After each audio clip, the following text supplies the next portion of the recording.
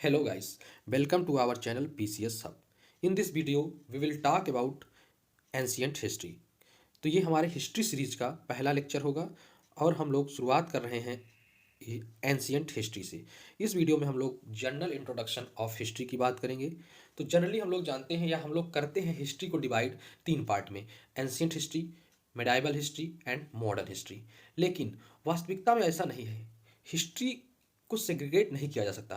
History क्या है? एक चेन ऑफ इवेंट्स है, ना कि कोई एक सेग्रीगेटेड फिनोमिना है। ये एक चेन ऑफ इवेंट्स है।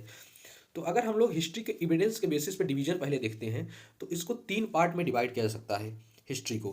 अगर हम लोग बात करें तो हिस्टोरिक पीरियड तीन पार्ट में डिवाइड किए जा सकते हैं। उनमें से जो पहला है वो हमारा है प्री हिस्टोरिक पीरियड, दूसरा हमारा जो है वो है प्रोटो हिस्टोरिक पीरियड और तीसरा जो है हमारा वो है हिस्टोरिक पीरियड या हिस्ट्री जो हम लोग प्रेजेंट में जी रहे हैं, मॉडर्न या एंशियंट हिस्ट्री जिसका पार्ट है। तो इस तरीके से तीन पार्ट में डिवाइड किया जा सकता है।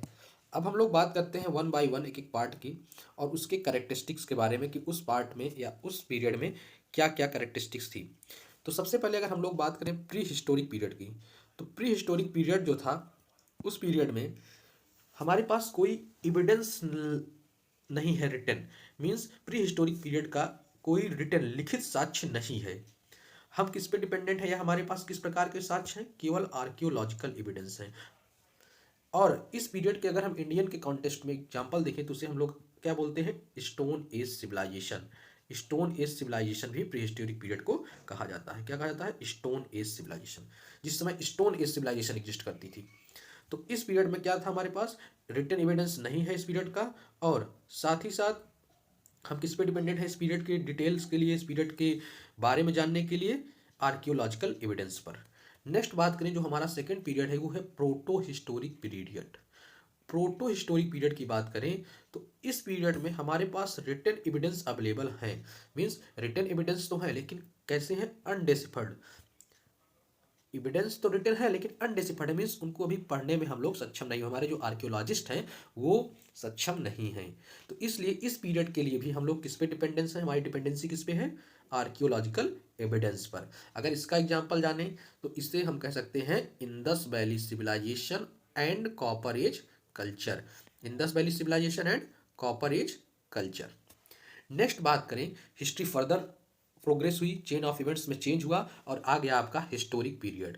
अगर हम लोग बात करें हिस्टोरिक पीरियड की तो इस पीरियड में हमारे पास अबंडेंस ऑफ रिटन एविडेंस है। मीन्स पर्याप्त मात्रा में लिखे हुए एविडेंस अवेलेबल हैं और जो कि रीडेबल भी हैं। मीन्स जिसे हम लोग पढ़ने में सक्षम भी हैं, मतलब archaeologist are able to decipher it. और साथ ही साथ हमारे पास आर्कियोलॉजिकल एविडेंस भी हैं। क्या है? Archaeological evidence are also present. ये पीरियड जो है हमारा वो स्टार्ट होता है from 6th century BC. 6th century BC means ये पीरियड है महाजनपद, जब 16 महाजनपद का एग्जिस्टेंस हुआ स्टार्ट, तो उस पीरियड को हम लोग वहाँ से हिस्टोरिक पीरियड कहते हैं, 16 महाजनपद वाले टाइम से। जिसमें से आपका एक मौर्यन एम्पायर भी था जिसे मगध बोलते हैं। तो मगध था और आपका कौशाम्बी था, ऐसे कई 16 महाजनपद जो थे उनमें से जब पीरियड शुरू हुआ तो उसे हम लोग बोलते हैं हिस्टोरिक पीरियड। नेक्स्ट जानते हैं। अब अगर हम लोग बात करें स्टोन एज को तो स्टोन एज को हम लोग तीन पीरियड में डिवाइड कर सकते हैं। Stone as can be further divided into three periods. Stone age की बात करें तो स्टोन एज तीन पीरियड में डिवाइड किया जा सकता है। कौन कौन से तीन पीरियड है वो? Palaeolithic, Palaeolithic period, Mesolithic period and Neolithic period. Thick period, Palaeolithic, Mesolithic and Neolithic. तो जनरली आप इसको याद कर सकते हैं दिमाग में एक निमोनिक्स बना के PMN। PMN क्योंकि सीक्वेंस कभी कभी आपको कन्फ्यूजन हो जाती है और गलत सीक्वेंस याद हो जाता है या गलत सीक्वेंस निकाल होने लगता है, तो आप PMN से याद करिए। तो पैलियोलिथिक, मेसोलिथिक और नियोलिथिक स्टोन एज को फर्दर हम इन तीन पीरियड्स में डिवाइड कर सकते हैं। तो आइए जानते हैं हर एक पीरियड्स के कुछ अपने की फीचर्स रहे होंगे, कुछ कैरेक्टरिस्टिक्स रही होगी, उसके बारे में। अगर हम लोग बात करें पैलियोलिथिक पीरियड की तो इस पीरियड में हम क्या थे? Hunter and food gatherers. Hunter मतलब हम लोग शिकार करते थे, हम लोग इन द सेंस जो ह्यूमंस उस समय थे, जो मानव थे, वो शिकार करते थे और क्या करते थे, फूड गेदरर्स थे, मतलब भोजन की खोज में एक जगह से दूसरी जगह यात्रा करते थे और भोजन को प्राप्त करते थे। In search of food and water they have to travel. तो हंटर्स थे और फूड गेदरर्स थे। साथ ही साथ उनके पास कोई नॉलेज नहीं था एनिमल हस्बेंड्री का, एग्रीकल्चर एंड फायर का, मीन्स कृषि या आग से रिलेटेड कोई उनको जानकारी नहीं थी।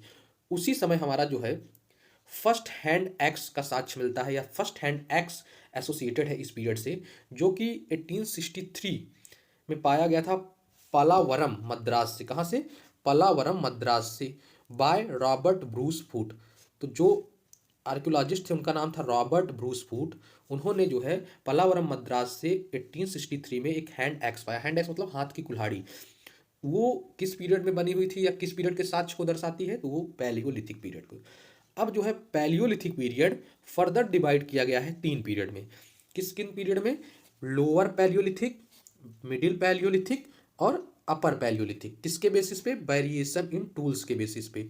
जो टूल्स हैं उनमें टाइम टू टाइम चेंजेस आ रहे थे। मीन्स पैलियोलिथिक में कुछ अलग हथियार थे, अलग टूल्स थे, उसके बाद कुछ और आए, उसके बाद कुछ और आए। उसके बेसिस पे Palaeolithic period is further divided into three parts, that is lower Palaeolithic period, middle Palaeolithic period and upper Palaeolithic period. और उसके जो टूल्स यूज हुए थे उनकी स्पेशलिटी जो थी, उनकी जो कैरेक्टरिस्टिक्स थी, वो दी हुई है। नेक्स्ट बात करें हम लोग स्टोन एज पीरियड की, सेकेंड पीरियड की, तो वो था मेसोलिथिक पीरियड। कौन सा पीरियड था वो? Mesolithic period. अगर बात करें मेसोलिथिक पीरियड में, तो इस पीरियड में भी हम लोग क्या थे? हंटर और गैदरर ही थे। सेम जैसे पैलियोलिथिक पीरियड में थे कि हंट करते थे, शिकार करते थे, और गैदरर मतलब फूड को एक दूसरी जगह से दूसरी जगह ट्रेवल करके इकट्ठा करते थे। तो सेम सिचुएशन थी मेसोलिथिक पीरियड में भी। अगर हम लोग बात करें इस पीरियड के एविडेंस के बारे में, तो अगर एनिमल हस्बेंड्री के एविडेंस की बात करें तो दो एविडेंस मिलता है। एक आदमगढ़ हम्पी से, मध्य प्रदेश के आदमगढ़ से एक एविडेंस मिलता है, और दूसरा मिलता है बागौर राजस्थान से। किसका एविडेंस मिलता है? एनिमल हस्बेंड्री का, जो कि मेसोलिथिक पीरियड के दौरान प्रैक्टिस की जाती थी। नेक्स्ट बात करें तो इस पीरियड के टूल्स कुछ मिलते हैं जो कि बने थे किससे? हड्डियों के, बोन्स से। टूल्स मेड फ्रॉम बोन्स से इस पीरियड के कुछ एविडेंस मिलते हैं। कहाँ से मिलते हैं? एक आपका मिलता है महादहा यूपी से, महादहा यूपी से, और दूसरा मिल रहा है सराय नहर यूपी से। कहाँ से? सराय नहर यूपी। सराय नहर यूपी अगर मैं बात करूँ कहाँ पे है, तो मैं इसको बल दे के इसलिए बताना चाह रहा हूँ क्योंकि ये उस प्लेस पे है या उस जिले में है जहाँ से मैं बिलोंग करता हूँ, that is Pratapgarh of UP. तो प्रतापगढ़ यूपी से क्या मिला था? Tools made from bones. ठीक। अगर हम लोग बात करें नेक्स्ट अपने, तो नेक्स्ट जो हमारा पीरियड था वो था नियोलिथिक। नियोलिथिक पीरियड की बात करें तो नियोलिथिक पीरियड में फर्स्ट टाइम इंट्रोडक्शन हुआ ग्रेन का।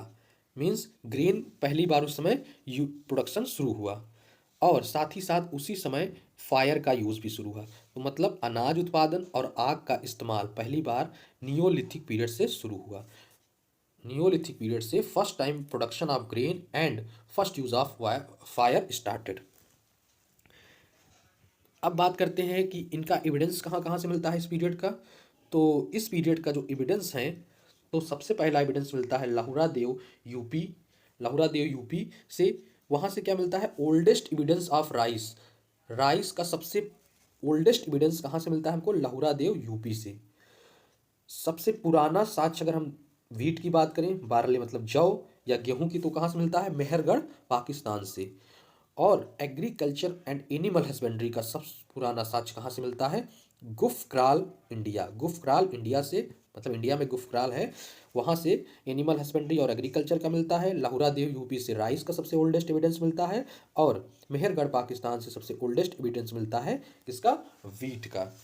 अगर हम लोग बात करें कुछ और इसके एविडेंस के बारे में, तो बुर्ज होम से ह्यूमन स्केलेटल और डॉग स्केलेटल मिलता है। मीन्स मानव ढांचा और कुत्ते के ढांचा जो होता है वो मिलता है बुर्ज होम से। साथ ही साथ पिट ड्वेलिंग्स के भी साक्ष्य मिलते हैं। नेक्स्ट बात करें संगाना कालू, पिकली हल और उतनूर से क्या मिलता है? S mounts. एस माउंट्स मतलब राख के टीले। राख के टीलों का साक्ष्य कहाँ से मिलता है? संगकाना, कल्लू, पिकली हल एंड उतनूर। तो ये तो थे इंपॉर्टेंट एविडेंस जो ऑब्टेन हुए थे फ्रॉम नियोलिथिक पीरियड से। नेक्स्ट हम लोग आते हैं अगले टॉपिक पे। अब हम लोग देखते हैं कि इंडियन सब कॉन्टिनेंट से क्या क्या साक्ष्य मिला था। तो अगर हम लोग बात करें इंडियन सब कॉन्टिनेंट्स की, तो हमें दो साक्ष्य मिले थे इंडियन सब कॉन्टिनेंट से, जो बहुत ही ज़रूरी है आपके लिए, आपको उनको जानना बहुत ही ज़रूरी है क्योंकि ये एग्जाम में पूछे जाते हैं। तो अगर हम लोग बात करें तो पहला है लहुरा देव इंडिया से। लहुरा देव कहाँ पड़ता है आपके, आपके लहुरा देव पड़ता है यूपी में, भी हम लोगों ने बात की इसकी। तो लहुरा देव यूपी से हमें एक एविडेंस मिला था, किसका एविडेंस मिला था, ओल्डेस्ट एविडेंस ऑफ एग्रीकल्चर, कृषि का सबसे पुराना एविडेंस साक्ष्य जो है, सबसे पहला साक्ष्य जो मिलता है वो कहाँ से मिलता है, लहुरा देव। लहुरा देव यूपी में है इंडिया के, वहाँ से कृषि का पहला साक्ष्य मिलता है। और किसका प्रोडक्शन हुआ था, राइस का, धान का। किस टाइम पीरियड की ये बात है, तो ये है 9000 BC टू 7000 BC के बीच की। नेक्स्ट हम लोग बात करें दूसरा एविडेंस किसका है, तो मेहरगढ़ पाकिस्तान से। मेहरगढ़ पाकिस्तान से सबसे पुराना साक्ष्य, सबसे पहला साक्ष्य मिलता है वीट प्रोडक्शन या बारले का, जौ या गेहूं का। किस टाइम पीरियड मिलता है, तो वो मिलता है 7000 BC के पास, 7000 BC में। और साथ ही साथ एक चीज़ और आप लोग जान लीजिए कि मेहरगढ़ पाकिस्तान से ही पहला एविडेंस मिलता है सेटल्ड लाइफ का। फर्स्ट एविडेंस या oldest evidence of settled life is obtained from Mehrgarh Pakistan. और वही आगे लिखा हुआ है कि therefore oldest evidence of rice और agriculture is from Lahuradewa. तो ये तो था इंपॉर्टेंट एविडेंस जो इंडियन सब कॉन्टिनेंट से मिले। इस चीज़ को आप लोग कंठस्थ कर लीजिए, ये हर एक एग्जाम में इस तरह के क्वेश्चन पूछे जा सकते हैं कि राइस का ओल्डेस्ट एविडेंस कहाँ से मिला, वीट का कहाँ से मिला, सेटल्ड लाइफ का कहाँ मिला, एग्रीकल्चर का कहाँ मिला। तो it is very important topic, so you please take it into consideration. Next बात करें तो हमारा अगला टॉपिक जो है वो है important important archaeological facts related to India. जो इंपॉर्टेंट आर्कियोलॉजिकल फैक्ट्स हैं जो भारत से जुड़े हुए हैं, इस वीडियो में या इस पार्ट में हम लोग उसकी बात करेंगे। तो अगर बात करें तो सबसे पहला अगर हमारे पास जो टाइम लाइन है वो है 1861 AD का। 1861 AD में क्या हुआ था, 1861 AD में the father of Indian archaeology, Bharat के जो आर्कियोलॉजी के फादर है ना, उनका नाम है आपके अलेक्जेंडर कनिंघम। ये क्वेश्चन पूछा जा सकता है, who is the father of Indian archaeology, तो आंसर क्या हो जाएगा, अलेक्जेंडर कनिंघम। तो उन्हें अपॉइंट किया गया पहला आर्कियोलॉजिकल सर्वे इन इंडिया। तो who was appointed as first archaeological survey in India, तो आपका आंसर हो जाएगा अलेक्जेंडर कनिंघम। फिर उसके बाद अगली टाइम लाइन है हमारे पास 1863 AD। अगर हम लोग 1863 AD की बात करें तो इस पीरियड से start of research on stone age civilisation, stone age civilisation के ऊपर रिसर्च शुरू हुआ। नेक्स्ट इंपॉर्टेंट टाइम पीरियड जो है वो है 1871 AD।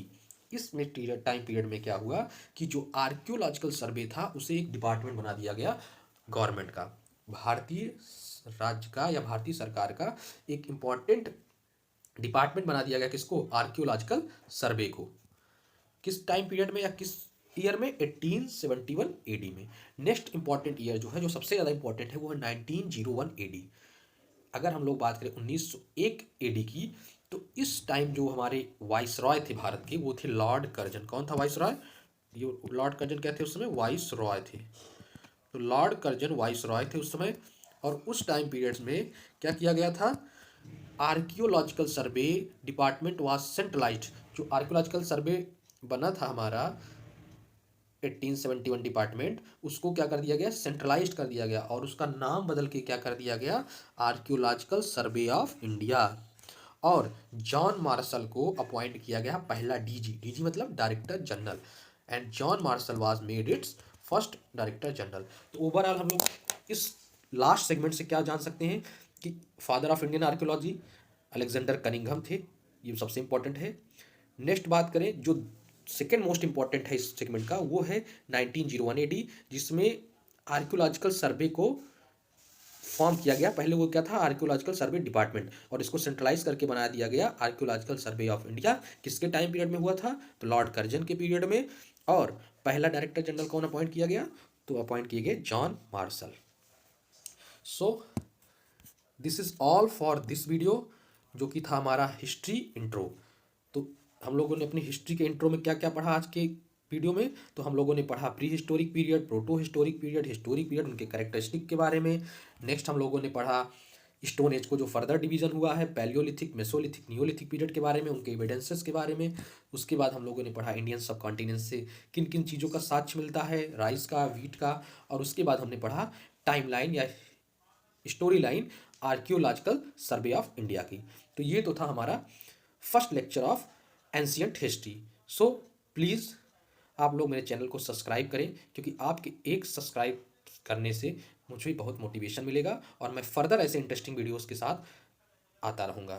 Thank you very much.